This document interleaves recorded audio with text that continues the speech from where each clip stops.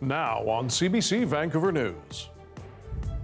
You couldn't miss it. There was a massive fire not far out my backyard. Crews work fast to try to contain a wildfire near Logan Lake as reinforcements from Mexico get set to arrive in BC.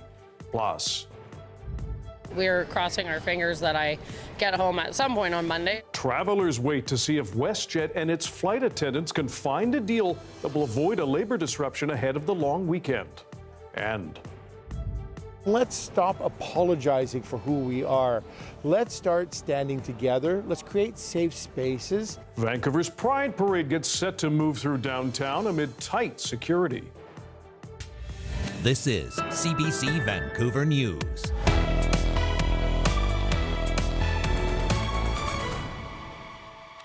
Hello, I'm Dan Burritt. Thanks for joining us. A wildfire is burning out of control near Logan Lake in the BC interior.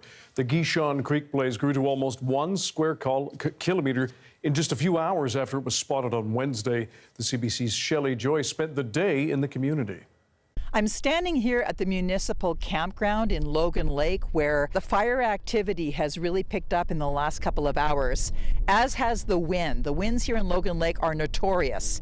They're unpredictable, and when they come on, they're fierce. The Gishon Creek fire broke out here yesterday afternoon, late afternoon, near Logan Lake, about 1 kilometre away from the mayor's house. Robin Smith, the mayor of Logan Lake, called 911 when she saw this small fire break out. You couldn't miss it. There was a massive fire not far out my backyard. So I actually was one of, I'm sure, many that phoned 911. So it grew very quickly. She said BC Wildfire Service attacked this fire very aggressively. Earlier today, I was at the local municipal fire hall where crews are being brought in and out to attend this fire, to work together with the BC Wildfire Service and put out those spot fires. They feel that is the key to making sure that this fire doesn't impact the lives of the people in this community. BC Wildfire came in really heavy yesterday with a lot of air support, and they knocked down most of the big flames. There's a few flare-ups, a few hot spots, but nothing too major starting up right now. I also spoke to a group of campers here at the campsite earlier today. They were having a great time. They were here from Kamloops. They watched all the fire activity last night, took a lot of pictures and video. They thought that the fire had been fought very well overnight. We actually thought the smoke was billowing so much that we would get evacuated, so we all started packing up and sort of getting ready to go. And then we went driving over and looked at the fire from up at the cross-country ski area, and we realized it was a ways off, so then we decided we'd stay. Unfortunately, as I mentioned, the wind has picked up, and that's what they were going to be watching for, was very gusty winds that could impact both the smoke and obviously make this fire more aggressive. Shelley Joyce, CBC News, Logan Lake.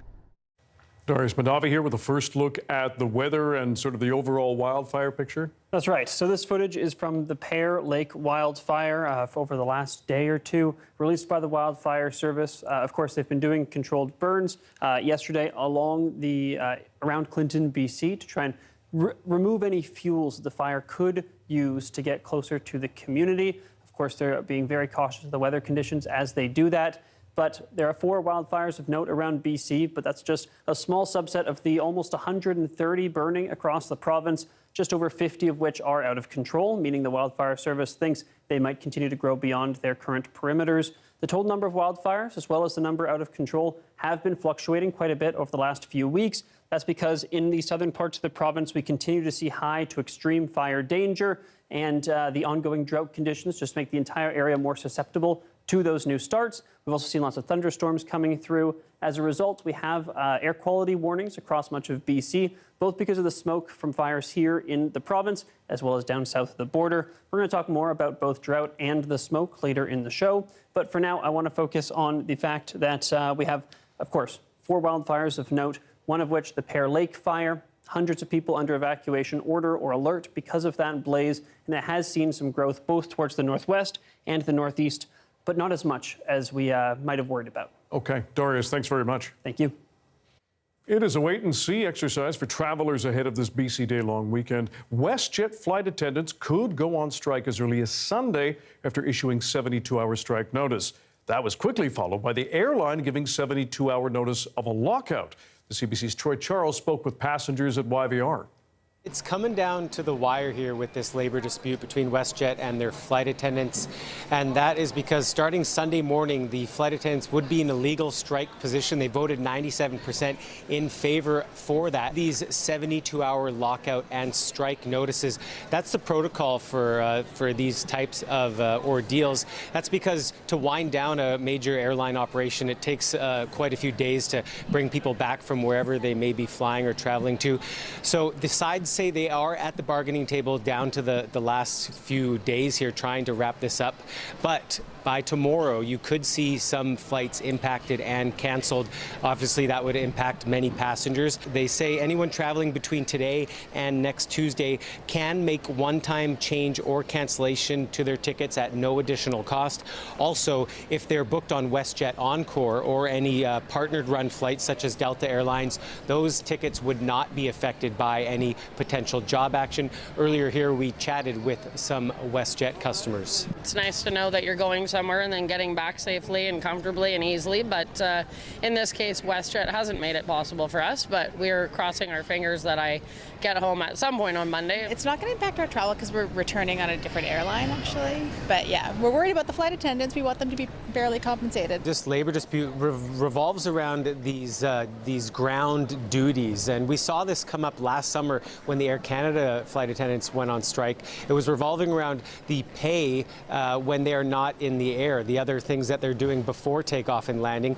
The WestJet flight attendants feel like they're not fairly compensated for those times, and that's kind of where the two sides are butting heads at this moment. But they're at the table, and hopefully they can avoid what happened last summer with the Air Canada flight attendants, because they did go on strike for a day. So hopefully they can avoid that this time around, and that we can see a deal before that strike could start this Sunday morning. Troy Charles at YVR. Vancouver General Hospital is hoping new technology will speed up cancer diagnoses for British Columbians. As Jonna Bailon shows us, it comes as the province's population gets older and cancer cases are set to rise. At Vancouver General Hospital's anatomical pathology lab, the buzz and whir of new instruments to help diagnose disease, including cancer, much more quickly. These machines cut tissue blocks and create slides for pathologists to examine under a microscope.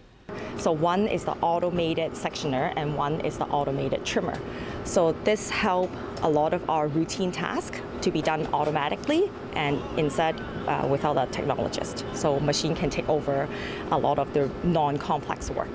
She says that frees up technologists to focus on more complex material, which helps get results to patients faster. Any kind of innovation like this that is going to speed up that pathway for people to go from being diagnosed, and in this case, this deals with diagnosis, and then into treatment, is going to help improve our access to cancer care in this province.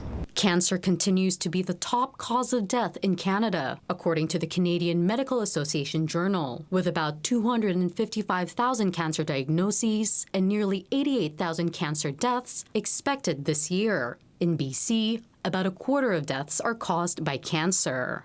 Taking advantage of the technology, I think that will have a very positive, significant impact on patient care at many fronts, like including turnaround time, decreasing the errors, and helping to get the results that the patient needs quicker. The team anticipates that the instruments will take on about 50% of routine tasks by the end of the year.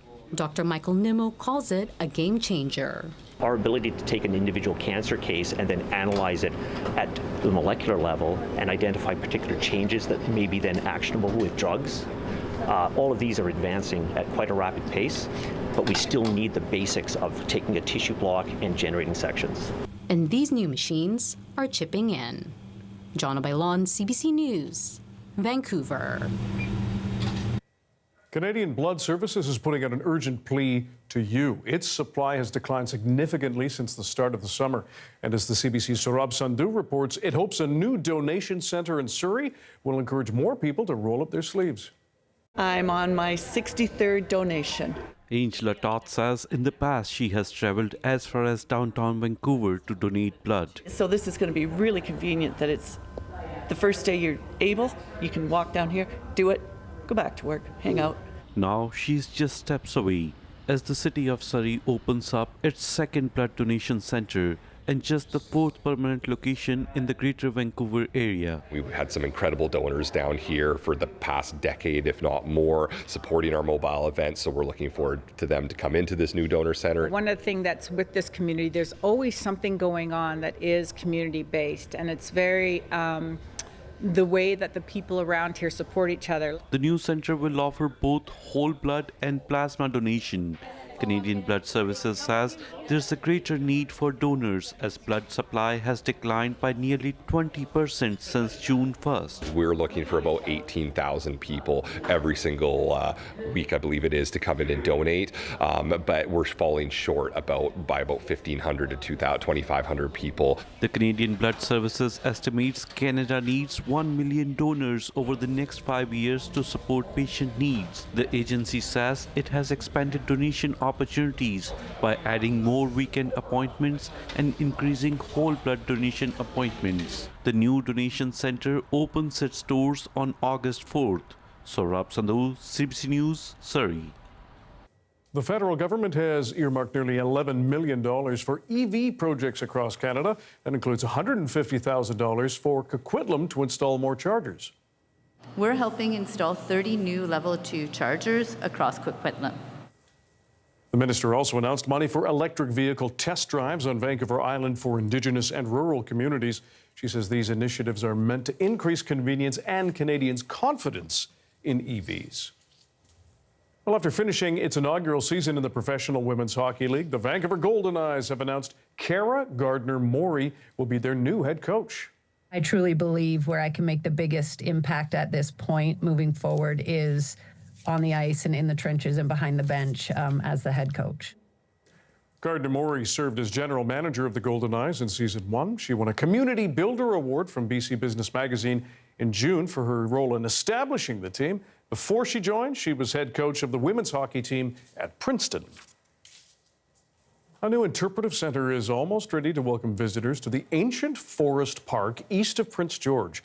As Hannah Peterson shows us, it will share the story of the Tene First Nations' long history in that area.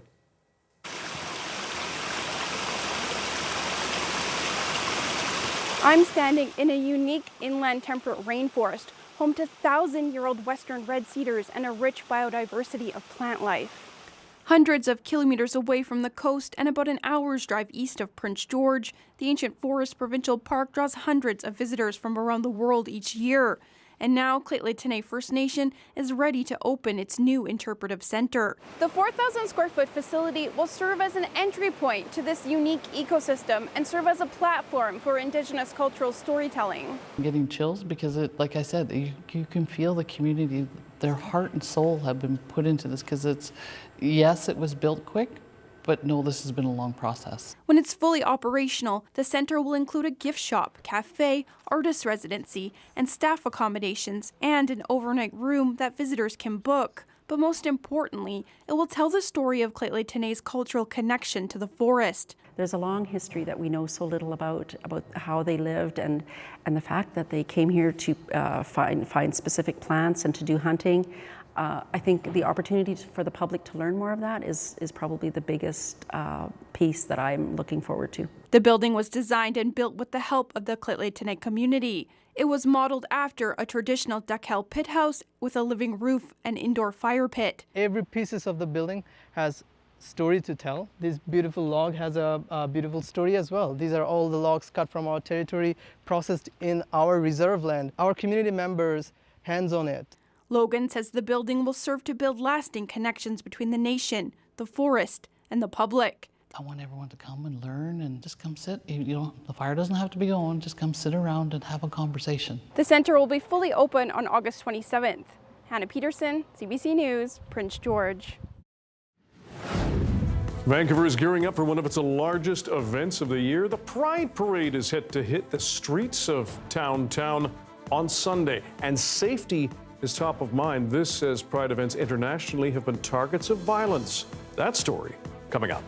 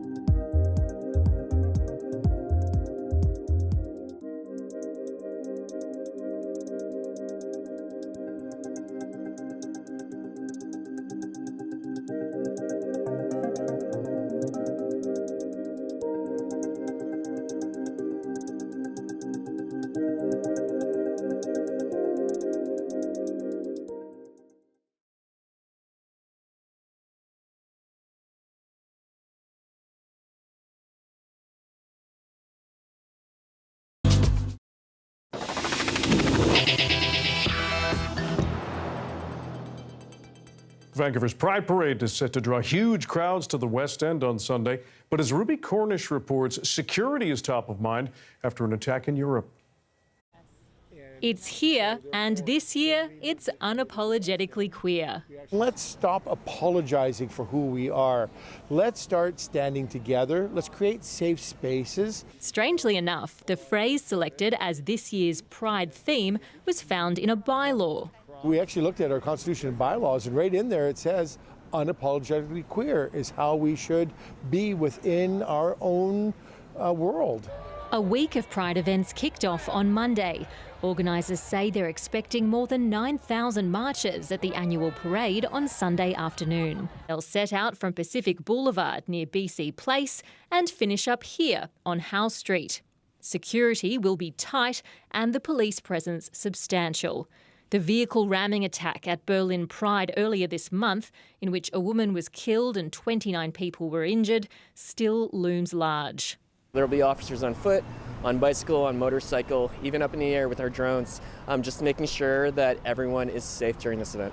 Vehicle barricades and barriers designed to prevent ramming attacks will be in place along the parade route. There are a lot of dedicated individuals within the queer community that are looking at how do we make these events as safe as possible. Victoria Bucholtz performs as drag queen Carla Marks.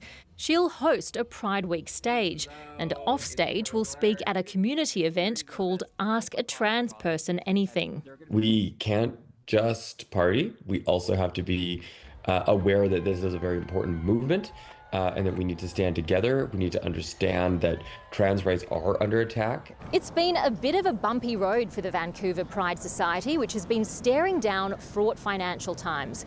A host of corporate sponsors have either dialed back or withdrawn funding for the event.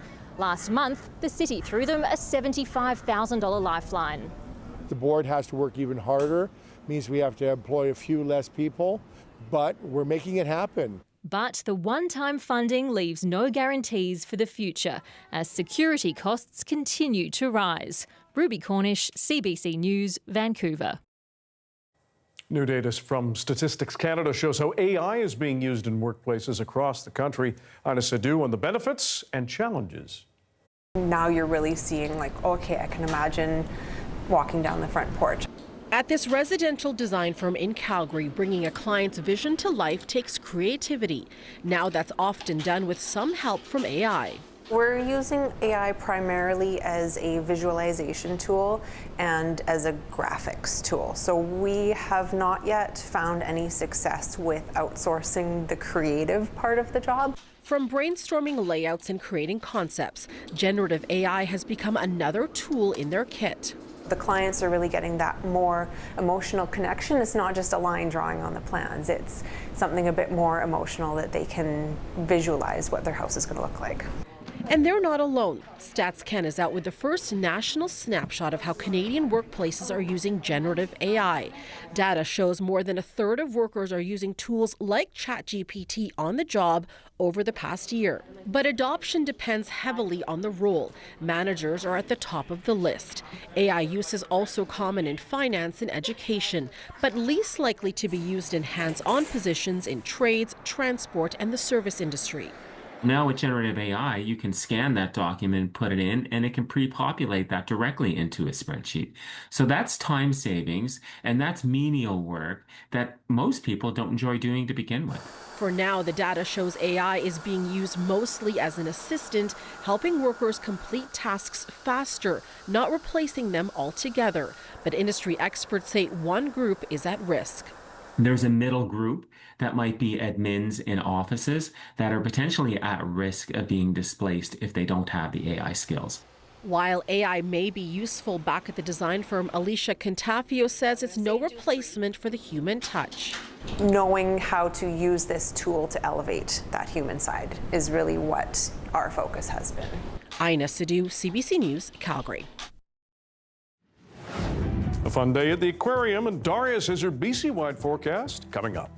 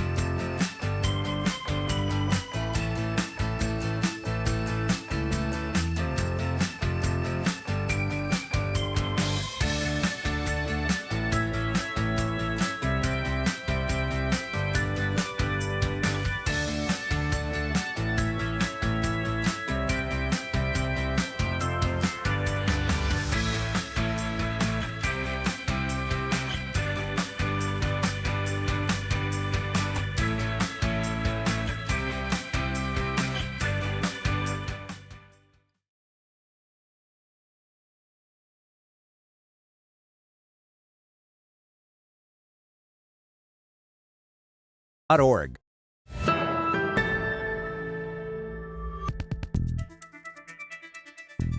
A CBC News investigation has uncovered the identity of a Canadian arrested on espionage charges in Belgium last week. She's a systems engineer who has worked at many government agencies in this country and around the world. As Jonathan Gatehouse reports, Belgian prosecutors say she's filed an appeal after she was denied release. This is Biwei Zhang. She also goes by Claire and Katina. She's in her 30s and is fluent in English, French, and Mandarin. And a CBC News investigation has determined that she's the Canadian intern accused of spying at NATO's military headquarters. She's built an impressive resume over the past decade, working at high-profile spots like the World Trade Organization in Switzerland and the European Space Agency in Italy. She's also worked for the Canadian Space Agency as a systems engineer in the Satellite Operations Department, and before that, as an economist with Stats Canada. But it's her most recent position at SHAPE, NATO's military headquarters near Mons, Belgium, that led to her arrest last week on charges of espionage and belonging to a criminal organization. The Belgian federal prosecutor sent out a press release in 3 languages, but has provided few details. Under Belgian law, suspects are not named until their charges go to trial. But CBC News was able to identify Zhang, unearthing her CV, academic writings, and various social media profiles, including this post last summer where she was looking for a room to rent for her internship at SHAPE. The charges have not yet been tested in court, and Zhang remains in custody. CBC News attempted to reach her through her various social media accounts, but has not yet received a response. SHAPE at NATO is a coveted spot. Dan Stanton is a former CSIS intelligence officer. He doesn't have any direct knowledge about this case, but says the most important element in espionage is opportunity. Most of the biggest secrets in espionage aren't as a result of stealing files or accessing databanks. It's conversations. It's hearing things. Who do you know? Even an internship at NATO requires a comprehensive security clearance, a months-long background check that would have fallen to the RCMP and CSIS since Zhang is Canadian. But CBC News has uncovered something that may have been overlooked, a Federal Court of Canada ruling. Back in 2019, Zhang applied for a job with the CBSA, submitting 2 forms under slightly different names, giving her 2 cracks at the application exam. The Public Service Commission determined that was fraud, a decision upheld by a 2024 judicial review. Public Safety Minister Gary Anandasangari addressed this case earlier this week before CBC News uncovered Zhang's identity. He declined to go into specifics, but he said the government is concerned about any potential security breach or flaw in its screening process, and that it's important to get to the bottom of what happened. We reached out to Global Affairs Canada, which oversees that vetting process. They noted that such assessments are provided by CSIS, but that the final decision to grant, deny, or revoke a security clearance rests with the federal government. But they too declined to go into specifics about this case, as it is the subject of an ongoing investigation.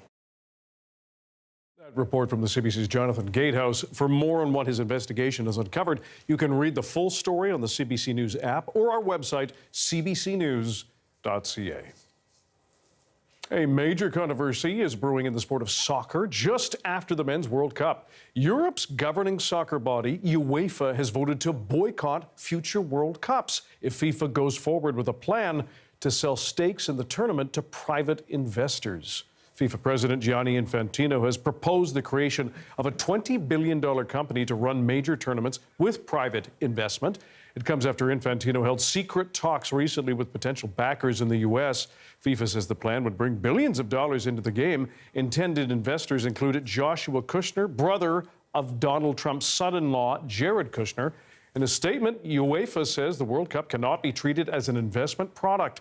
The governing body for soccer in North and Central America and the Caribbean, known as CONCACAF, also rejected FIFA's plan, but it did not go so far as to say it would boycott World Cups. 9 people were killed in Ukraine overnight after a Russian attack. President Zelensky says Moscow launched more than 70 missiles and 280 drones. As Julia Chapman reports, one of those missiles landed deep inside Poland. A NATO spokesperson says the alliance's defences were activated and all necessary measures will be taken to defend NATO territory. As well as Polish aircraft, a NATO refuelling plane was scrambled when the missile entered Polish airspace. Prime Minister Donald Tusk says it was probably a Russian missile, but he doesn't believe that Poland was the intended target. He says the Polish military was prepared to shoot it down if it hadn't fallen in an uninhabited area. This is just one of many Russian missiles that evaded Ukraine's air defenses overnight. Moscow launched dozens of missiles and hundreds of drones all across Ukraine. The highest fatalities occurred when a missile hit a family home in a village outside Kryvyi Rih, President Zelensky's hometown. Officials in Kyiv and Poltava also announced one death in each city. And the attacks reached as far west as Lviv, where rescuers pulled a young boy from the rubble of a residential building, which came under attack as he and other residents slept. He's one of at least 20 people injured in Lviv, where kindergartens and a school were also hit. Foreign Minister Anita Anand has condemned the attacks, saying that Russia is showing a blatant disregard for Ukraine's sovereignty and the security of NATO allies. And the attacks have highlighted the challenges that Ukraine is facing in defending itself. President Zelensky wrote on social media, given the critical shortage of air defense missiles from our partners, our warriors are accomplishing truly incredible things. Kyiv has also hit back at Russia. It says it carried out strikes against 4 Russian tankers in the Black Sea and the Sea of Azov. Russian officials also say 2 e-commerce warehouses caught fire because of Ukrainian drone attacks. Julia Chapman, CBC News, London. Time is running out to find more survivors of Tuesday's earthquake in Japan. At least 30 people are confirmed dead. Meanwhile, thousands of residents continue to deal with stifling heat on top of power and water outages. Laura Marchand is on the ground and visited some of the places hardest hit by the quake. These are really rural communities with old Japanese houses. Many of those homes didn't survive the quake. The roads were ripped up and filled with debris. I even stopped by a shrine that was rebuilt after the quakes 10 years ago, only to find it completely flat again. But residents can't worry about that yet. First, they have to deal with the heat. It is oppressively hot here. It was 34 degrees during the day and very humid. And the quake knocked out a lot of people's power, which means they don't have air conditioning. On top of that, many have been cut off from their water supplies. Even those with well water say that what's coming out is brown and muddy. So local governments have set up water stations to try to keep people hydrated. The hope is that they can prevent the quake from triggering a secondary disaster with this heat, especially in these small towns so far from central Kumamoto. Laura Marchand, CBC News, Kumamoto, Japan. Health workers in the Ebola-stricken DRC navigate curbing the spread of the deadly virus while honoring cultural burial traditions. We're going to speak with a BC nurse trying to strike that balance. You'll want to see this.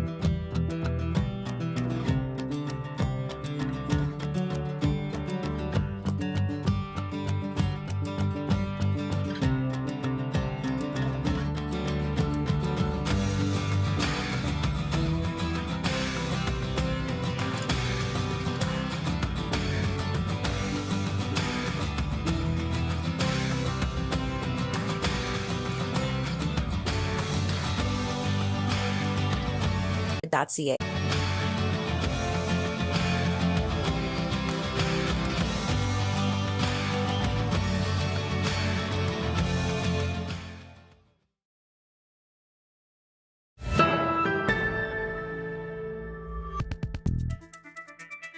Wildfires in Ontario have sent thousands of people, mostly from First Nations communities, fleeing from their homes. The province, meanwhile, is defending its wildfire response. But as Michelle Song explains, First Nations leaders are continuing to criticize and calling for a public inquiry. Decimated by wildfires, Namigoussasagan First Nation says they want answers about why they were forced to flee on their own, with not enough warning or help from the government. We are here because a story shared by other First Nations. Ontario is missing in action when it comes to the response of what we faced in our community, and they continuously do that today.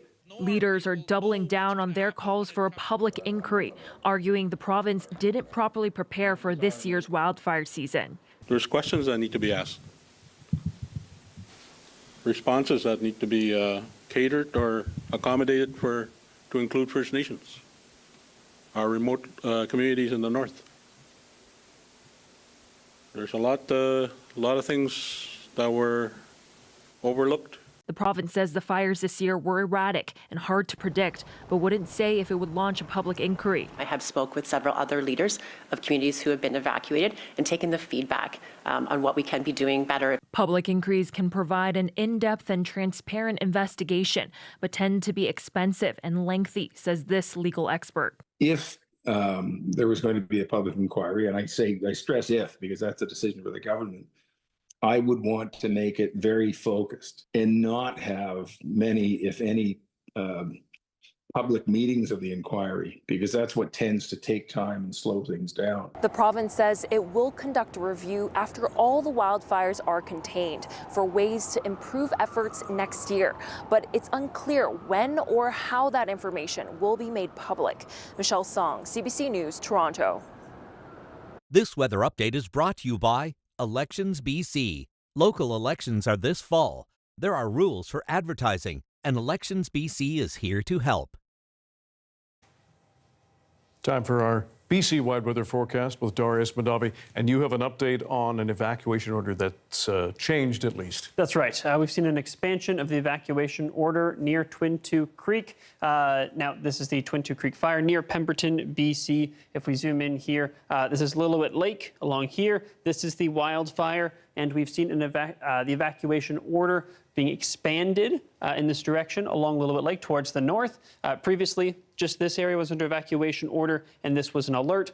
But now, because of some growth on the fire and some predicted growth in the days ahead, the Wildfire Service has recommended to the regional district, the Squamish Lillooet Regional District, that they expand that evacuation order. So this pink area here is how big the fire was yesterday at around noon, and these red areas are where the fire has expanded in the time since. And so because of that growth, in conjunction with expected weather conditions in the days ahead, that recommendation was put forward and accepted. Now, in terms of the drought conditions across the province, we got an update today. This is what the drought was looking like around BC just last week. But you'll notice that some areas are going to turn a lot more green, but in the southern interior, very different story as we look at the latest figures. If we zoom in here, the southern interior under some pretty intense drought conditions, especially in the Okanagan as well as the Nicola regions, but these surrounding areas as well, parts of the Thompson as well as the South Caribou basins, all of those also under level 4 drought conditions. That is extreme to exceptional drought. Level 5 is what the Northeast was under a couple of years ago when we saw those years-long drought conditions up there. So the fact that we're hitting that in the southern interior, bad news and an indication of just why these fires are so severe right now, why they picked up so quickly. As soon as we had the right weather conditions over the last few weeks, those underlying fuels, which were very dry, just picked up really fast. A lot of very fast burns. Now, smoke also a concern coming off of not just fires in BC, but also coming up from down south of the border. Some very active fires in Washington state, causing places like the Boundary region and the West Kootenay to be quite smoky in the next few days. Over those next few days, temperatures come up tomorrow and then back down as we see a cold front across BC. Unfortunately, it now looks like we're not going to get that possible precipitation that we were maybe going to see in the southern interior, which is unfortunate. We are going to see some thunderstorms roll across because of that instability. Hopefully we see more precipitation than we do lightning, Dan. Here on the coast, though, a little bit of rain on Saturday, then the sun comes back out. Okay, Darius, thanks very much. Thank you. The Democratic Republic of Congo is dealing with grim numbers. More than 1,500 people dead from the Ebola virus. African health officials called it the fastest growing outbreak they've ever seen. And the latest data from the European Centre for Disease Prevention and Control confirms almost 3,400 cases. More than 700 patients are isolated in hospital. And a BC nurse is in the DRC right now trying to balance health issues with cultural traditions around burials. The CBC's Leanne Young spoke with Canadian Red Cross Public Health Delegate Megan Chumath. A warning for you, images in this story may be upsetting to some viewers. Tell us more about your role on the Red Cross's Ebola team, first of all. Yeah, it's a real honor to be here working with the DRC Red Cross, and I'm a public health delegate, and my primary responsibility is really supporting safe and dignified burials. So during an Ebola outbreak, one of the highest risks for transmission is actually after a person passes away. And unfortunately, we see a lot of onward transmission in burials. And so we're here to help families be able to grieve like any of us would want to in a way, and make sure that there are Red Cross volunteers and responders supporting them, and that those people have access to personal protective equipment, and that they're able to really support those families and respect all of their cultural rights, and work with faith-based leaders. And can you tell us a little bit more about that? How do you incorporate cultural rights and local religion into controlled burials so that the service still feels dignified and in line with the family's beliefs? Yeah, we've really take our cues from the local community. One of the things I love working about with the Red Cross movement is that we're really local everywhere. And so folks will be familiar with the Canadian Red Cross and how we respond to fires and floods in Canada. And that's the same thing the Congolese Red Cross does here. And so during a major disaster, it's really hard for the local staff who are also affected by the disaster to be, in full response mode. And that's when national societies put up their hands to get extra support from the International Federation of the Red Cross and the Red Crescent that then engages our national societies like Canada. And we're very grateful for the Canadian government support to send folks like me, so public health delegates. This is my second time responding to Ebola, was here in the 2019 outbreak as well. And what that really taught us was that when we focused too much only on infection control during burials, and we, raced in to try and what we thought help, and we didn't do a really good job of engaging families. And so this time we're really trying to take our cues from community members, faith leaders, and how can we, for instance, give personal protective equipment to a faith leader, to a family member, and give them some rapid training so that they can actually be involved and, as much as possible, respect those traditional burial rites. Another incredible innovation that the team has developed here is to rather than coming in with, you can imagine it could look quite scary with the personal protective equipment. They actually send an advanced team, even on motorbikes in, very rural parts of Congo, and they're going in and meeting with the family first and really explaining what it's going to look like and what, and then really getting the family's permission, but also capturing what the family's wishes might be for the burial.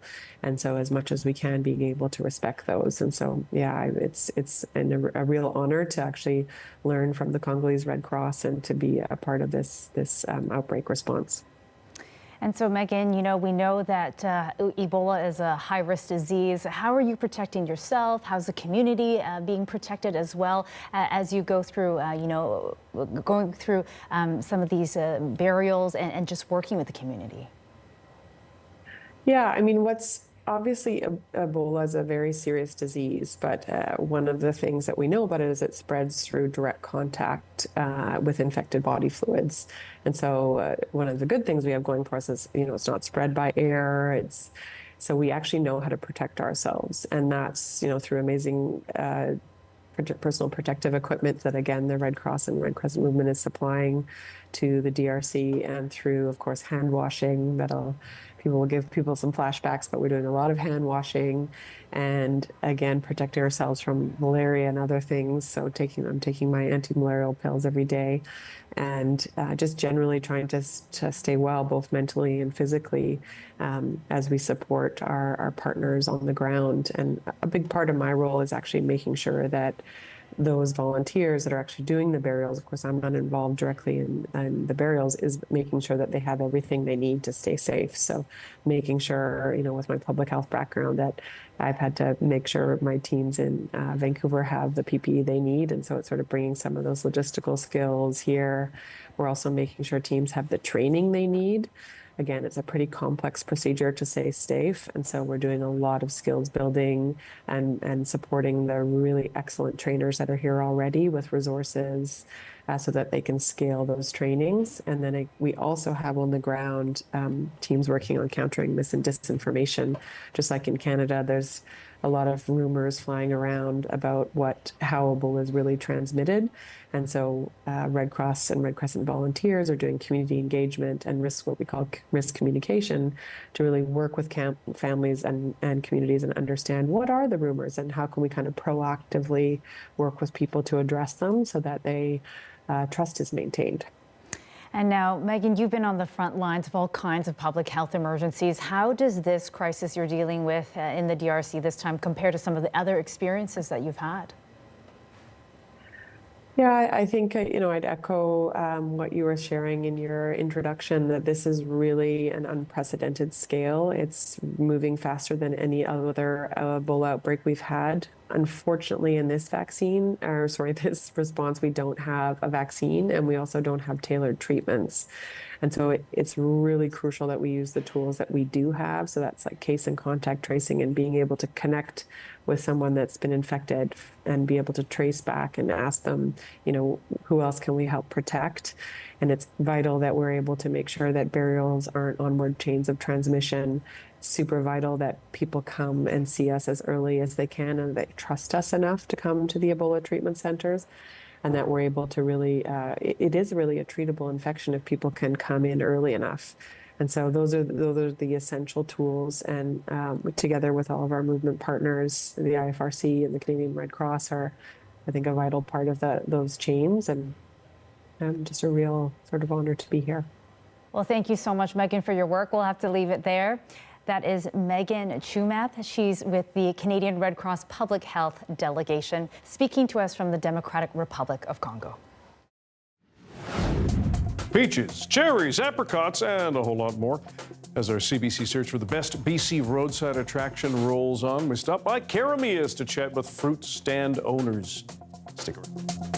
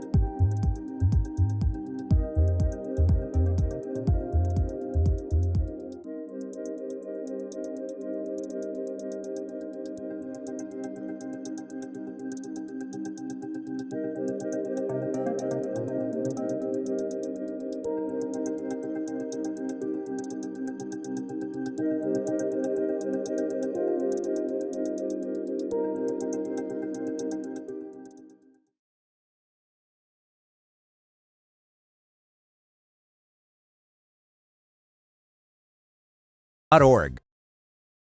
Hi, I'm Amy Bell, and here's what's in your CBC inbox. On August 2nd, celebrate Pride with us at the 48th Annual Vancouver Pride Parade. You can also stop by the CBC tent and win some swag at the Davie Village Pride Party. And applications are now open for CBC's Indigenous Pathways program. This paid 9-month learning and development opportunity supports Indigenous candidates to hone their skills as storytellers. Learn more at cbc.ca/pathways.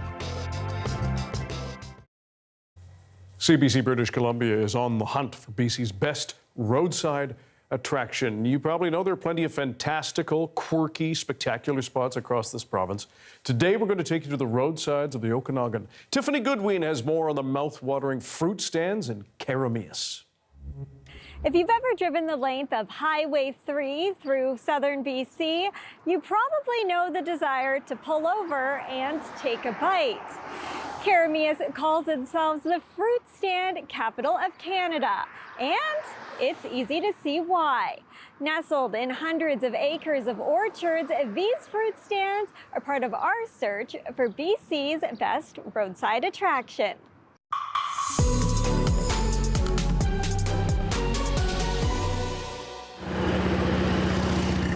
Over at Mom and Pop's Fruit Market. How are you today? It's a family affair. My name is Sarbjeet. I'm the mom. Sarbjeet Uppal and her husband have been growing food and connecting with customers for well over 20 years. Have a wonderful day. We work hard. My husband, he works really hard. He's a producer. Between today, no traffic. Her love for the people that stop by the fruit stand is hard to miss. Welcome to Mom and Pop. Even in our interview. Yes, you can pick anything from here, anything, and you can mix them. They are all $3.90. Yeah, if you buy 10 pound or more. Yes.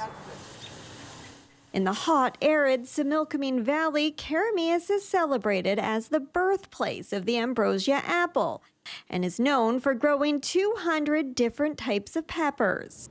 That's along with all the stone fruit and vegetables that fill the stands during peak growing season. Oh, I always stop at the Karamias fruit stand because we have such amazing local produce and amazing peaches and cherries and plums and apricots, and you got to buy BC. Honestly, the smoothie. And also the gifts. Yeah, some fruit, but we actually saw espresso smoothie and we thought that would be a great combination. However, there's no espresso, but this is even better. The produce drives a big part of the economy, including tourism. You can't drive through Karamias and miss the fruit stands. They're left, they're right. The Similkameen Country Development Association saw an opportunity and launched the Similkameen Valley Farm Trail to support the more than 20 fruit stands in Karamias and nearby Costin. We put together a map of all fruit stands and agritourism operators in the valley, and the farm trail was born. So now you have it on a brochure, or you can check it out online, and you can go and hop from one fruit stand to the next. Hoping to turn one roadside stop into a much longer visit. From cherries to peaches to apricots to even garlic, there's always a delicious bite to enjoy or take on the road. Tiffany Goodwin, CBC News, Karamias. But only 200 peppers? Thanks for being with us tonight on CBC Vancouver News at 6. You can watch this newscast on CBC GM, our free app, as well as on YouTube, and of course our website, cbc.ca/BC. We'll have your next local news at 11 o'clock, right after the National. See you then.